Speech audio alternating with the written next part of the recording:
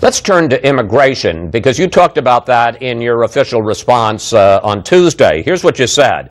We must be the party who sees immigrants as assets, not liabilities. We must be the party that says, if you want to work, if you want to be an American, we welcome you.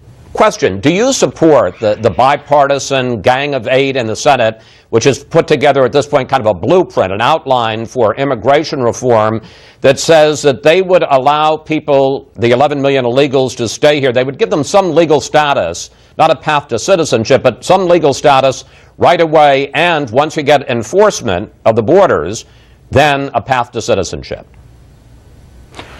I do support immigration reform. I do support the concept of telling the 11 million people here that if you want to work and you don't want to be on welfare, we're willing to find a place for you in America.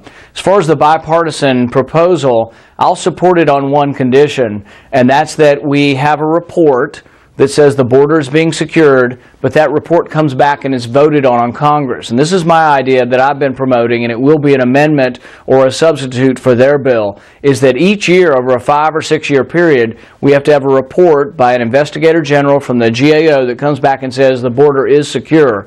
But conservatives like myself have been for stepwise immigration reform if the border is secure. But I won't do it on a promise from President Obama. I think that's an empty promise.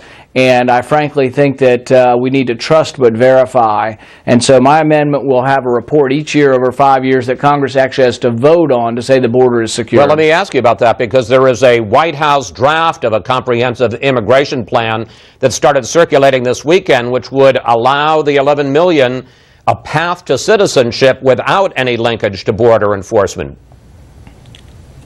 This is the president torpedoing his own plan and shows me that he's really not serious.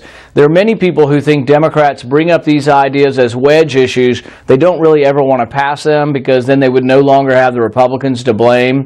So really they set themselves up for failure by putting something up that's untenable. I've come a long way forward on this issue. I'm a very conservative senator. I'm someone who strongly believes in border security first, and I'm willing to come towards them and figure out a compromise on this.